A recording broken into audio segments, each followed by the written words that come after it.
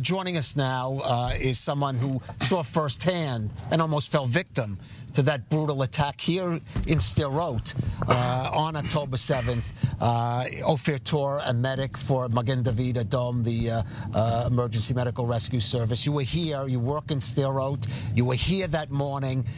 Tell us about what you experienced.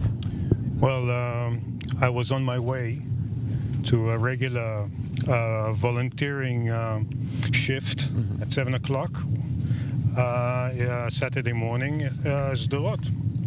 While I was driving, speeding a bit, in front of me there was a white car driving along. Everything was absolutely normal. The streets were pretty, empty because it's 7 o'clock on Saturday morning.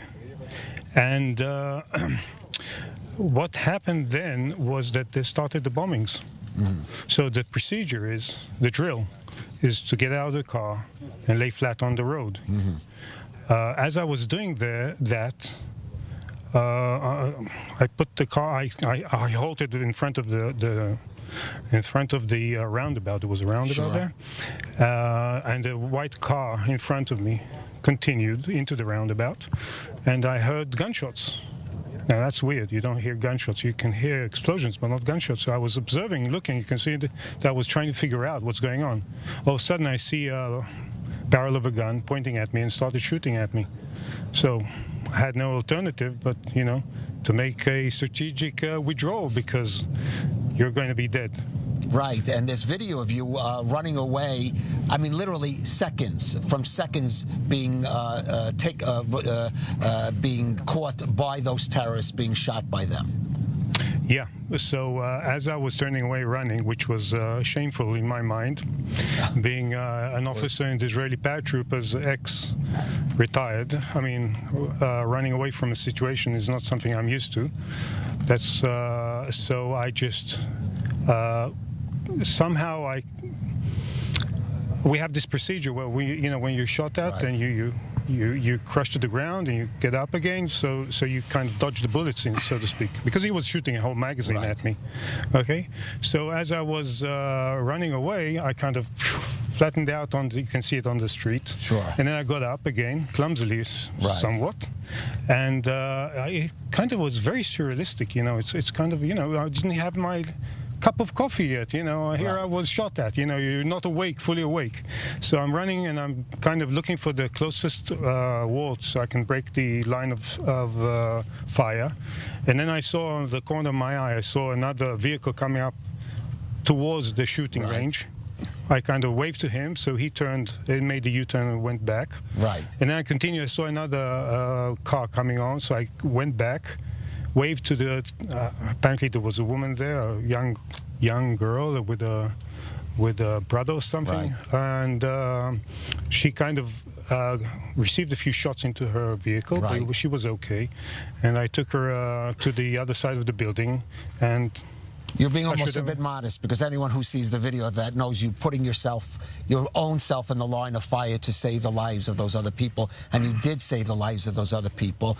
But let's carry it a little further, because as a work for Magen David Adom, you've also involved in saving the lives. What was it like? First of all, when did you first realize the magnitude of what was happening, and then deal with that in your job as a modern medic?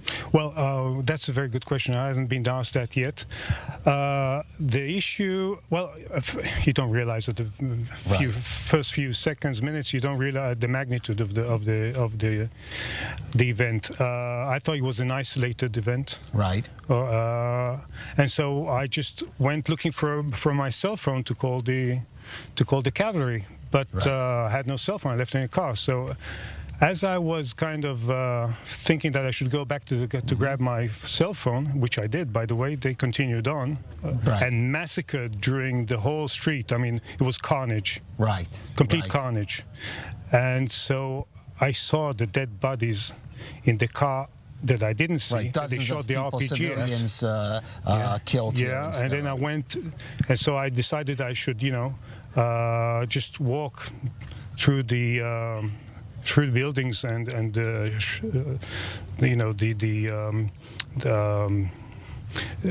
trying not to be seen as much as I could be. And then I went through the bus station, and there were bodies lying there, just bodies of 11 elderly people, just one on top of the other. Carnage, just pure murder. Now, at this point, I want to say, being an officer in the army, okay, we're taught to shoot, to protect, to shoot, to defend, to shoot if somebody's shooting at you.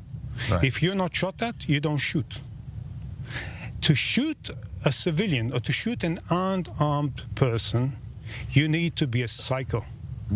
You need to have some kind. I cannot shoot at somebody who's not armed. And I'm a trained officer, ex-retired. Right. Okay? And I've been into battles. I've been shot at it before.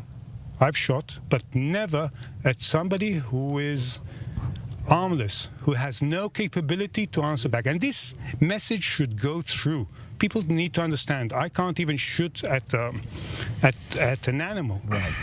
Okay? Well, I love animals, but sure. Anyway, the thing is, there's something here that is different, and people need to understand that.